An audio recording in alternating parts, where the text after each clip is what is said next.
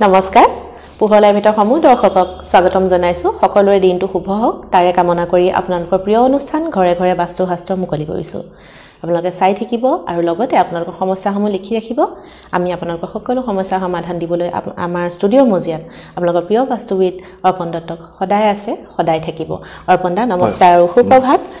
হয় আমি দৰ্শকসকলক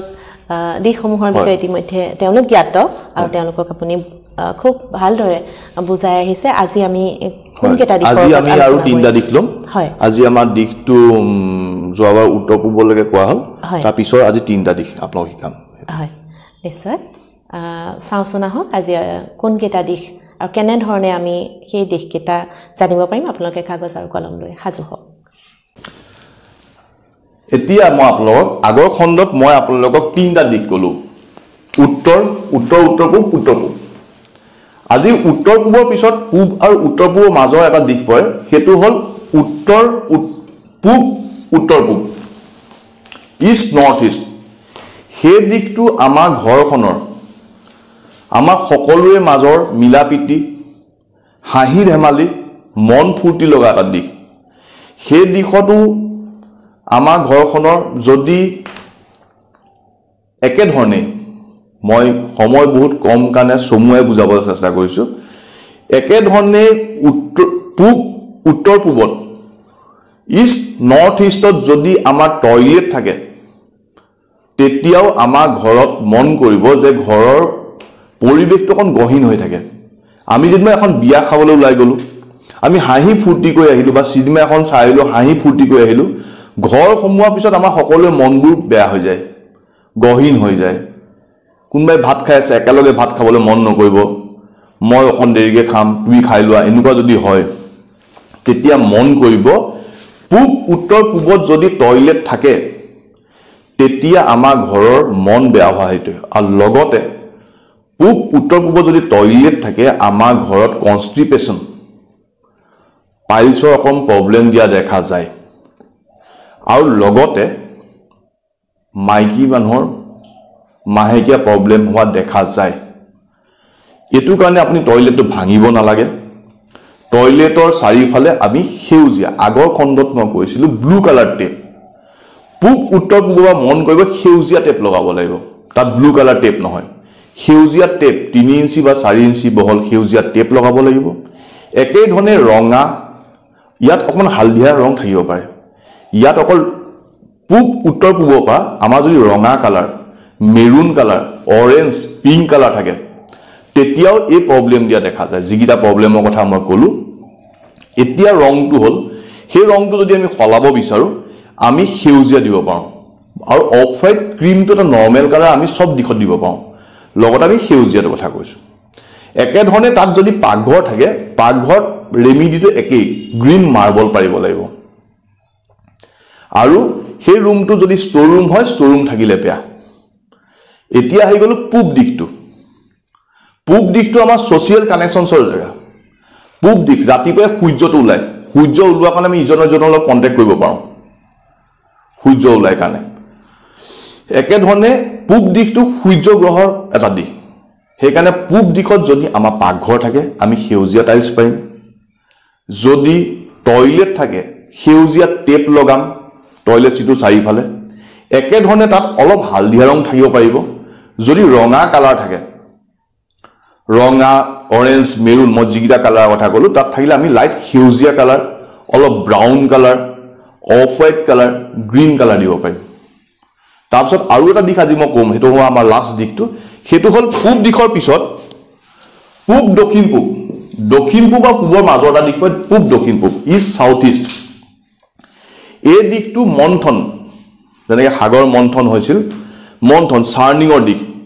সেই দিশত আমাৰ পাকঘৰ থাকিলে ঘৰত সুগাৰ প্ৰেছাৰ কন্ট্ৰোল নহয় মানুহৰ ঘৰত চিন্তাটো বেছি আহে চিন্তাৰ কাৰণে আমাৰ সুগাৰ আৰু প্ৰেছাৰটো সদায় বাঢ়ে মন কৰিব যদি সুগাৰ প্ৰেছাৰ মানুহৰ ঘৰত কন্ট্ৰোল হোৱা নাই মন কৰিব যে আপোনালোকৰ ইষ্ট সাউথ ইষ্ট পূব দক্ষিণ পূবত আমাৰ পাকঘৰ থাকিব পাৰে পাকঘৰ থাকিলে ভাঙিব নালাগে তলত সেউজীয়া মাৰ্বল পাৰিলে হ'ব আৰু লগতে তাত ৰঙা কালাৰ থাকিব নালাগে ৰঙা ফেমিলি থাকিলে আমি সেউজীয়া ৰং কৰিব পাৰো অফ হোৱাইট কৰিব পাৰো ক্ৰীম কালাৰ কৰিব পাৰো এই দিশটো এটা আমাৰ নিগেটিভ দিশ পূব দক্ষিণ পূব এইটো আমাৰ এনজাইটিৰ দিশ ঘৰত যদি কাবাৰ এনজাইটিৰ প্ৰব্লেম হৈছে তেতিয়া মন কৰিব পূব দক্ষিণ পূবত কিজানি আমাৰ মন্দিৰ আছে নেকি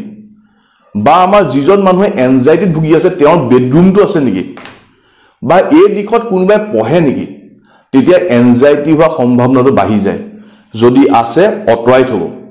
বুলে আমাৰ গুখাই ঘৰ আছে গুখাই ঘৰটো আমি অতৰাই পূবলে বা উত্তৰ পূবল নিব লাগিব আৰু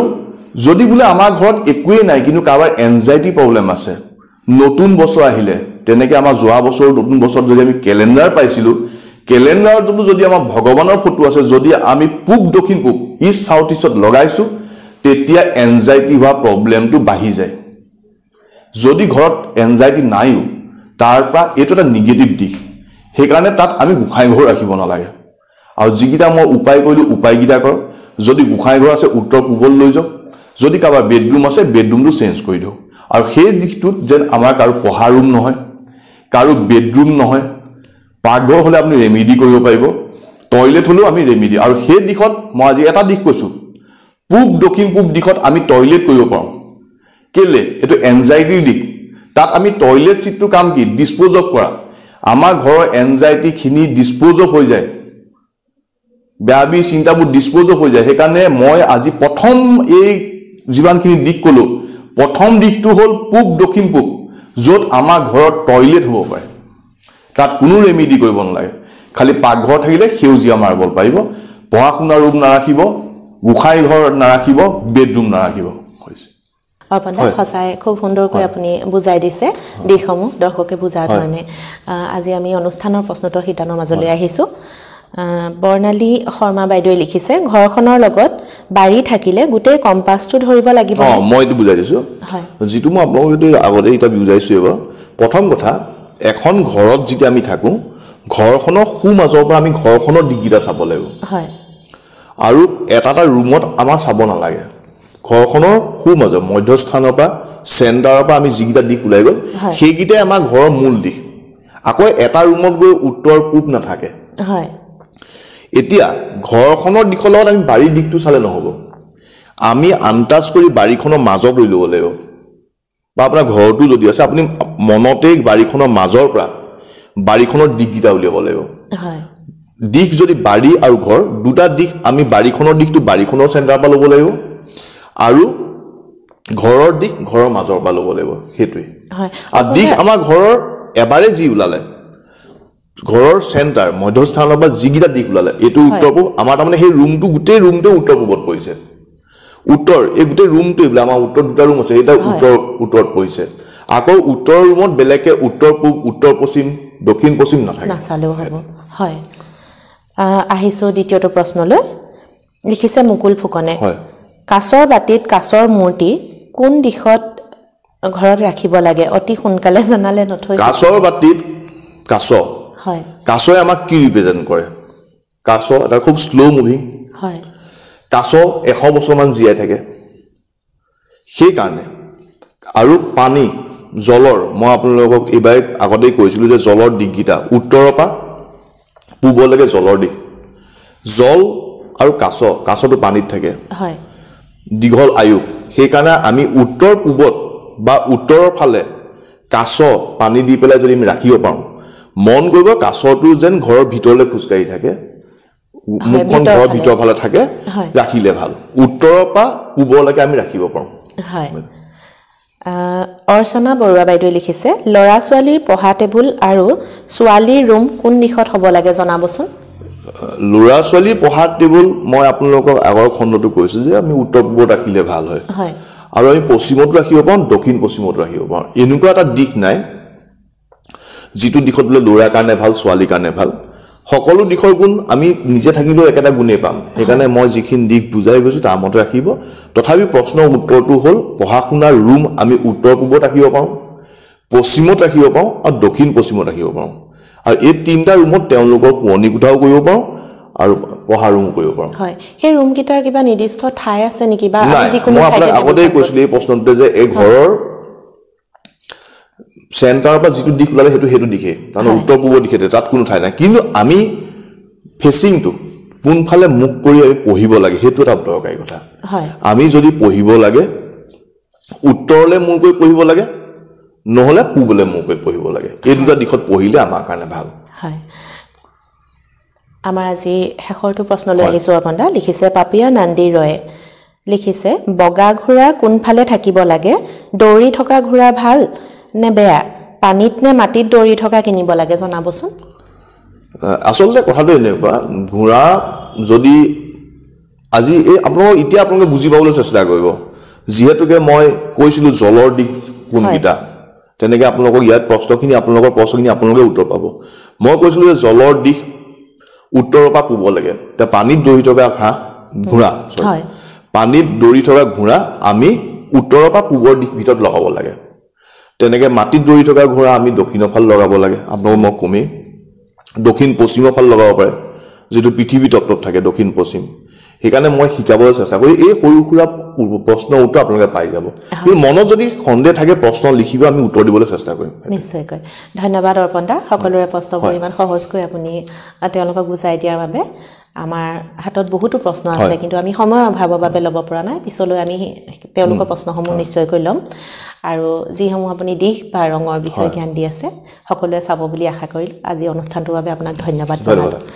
পুনৰবাৰ লগ পাম আপোনালোকে চাই থাকিব আপোনালোকৰ প্ৰিয় অনুষ্ঠান ঘৰে ঘৰে বাস্তুশাস্ত্ৰ আৰু লগতে আপোনালোকৰ প্ৰিয় চেনেল পোহৰ লাইভে ধন্যবাদ যোৰহাট নগৰৰ মাজমজিয়াত মুকলি হ'ল অত্যাধুনিক সা সুবিধাযুক্ত বিলাসী অতিথিশালা শ্ৰাংগিল্লা হোমষ্টে দৈনন্দিন জীৱনৰ ব্যস্ততাৰ মাজত অকণমান সময় বা এটা ৰাতি এটি শান্তিৰ সেউজীয়া ঘৰুৱা পৰিৱেশত নিজৰ প্ৰিয়জন অথবা পৰিয়ালৰ লগত কটাব বিচাৰিছে নেকি আপুনি তেনেহলে আহক শ্ৰাংগিল্লা হোমষ্টেলৈ শ্ৰাংগিল্লা হোমষ্টে পৰিয়ালৰ পৰা আপোনালৈ আন্তৰিক স্বাগতম হয় এটা অসমীয়া ঘৰুৱা পৰিৱেশৰ লগতে আপোনালোকে ইয়াত লাভ কৰিব শ্ৰাংগিল্লা পৰিয়ালৰ উষ্ম আতিথ্য আৰু অসমীয়া থলুৱা খাদ্য সম্ভাৰ তদুপৰি আমাৰ ইয়াতে আছে আহল বহল আৰামদায়ক অধিক সুবিধাযুক্ত শীততাপ নিয়ন্ত্ৰিত কোঠা 24 ঘণ্টাই বিজুলী সৰবৰাহৰ লগতে জেনেৰেটৰৰ সুবিধা আৰু শক্তিশালী চিচি কেমেৰাৰ ব্যৱস্থা বিনামূলীয়া ৱাইফাই সুবিধা কাৰ পাৰ্কিংৰ ব্যৱস্থা ন্যূনতম মূল্যত গাড়ী চালকৰ বাবে কোঠালিৰ ব্যৱস্থা লগতে আপোনাৰ প্ৰমোদৰ বাবে উপলব্ধ এখন মুক্ত টেৰেছ য'ত মুকলি আকাশৰ তলত আহাৰ গ্ৰহণৰ আনন্দ লাভ কৰিব পাৰিব আপুনি আপোনাৰ বাবে এটি সুখবৰ আমি প্ৰথম 20 জন গ্ৰাহকলৈ আগবঢ়াইছো 30% ৰেহাই মূল্যত অত্যাধুনিক কোঠালি 3 জনৰ বাবে উপলব্ধ কোঠা 3000 কিন্তু বৰ্তমানৰ মূল্য 2100 টকা প্ৰতি নিশা 2 জনৰ বাবে উপলব্ধ কোঠা 2500 টকা কিন্তু বৰ্তমানৰ মূল্য 1750 টকা প্ৰতি নিশা তেনেহলে পলম নকৰি এতিয়াই আমাৰ শ্ৰাংগিল্লা হোমষ্টেলৈ আহিব পাৰে আপোনাক স্বাগতম জনোৱা হৈছে আমাৰ পৰিয়ালৰ তৰফৰ পৰা অধিক জানিবৰ বাবে আমাৰ যোগাযোগ নম্বৰত যোগাযোগ কৰক আমাৰ ঠিকনা ডিচিবি ৰোড হেমবৰুৱা পথ তৰাজান কাকতি গাঁও যোৰহাট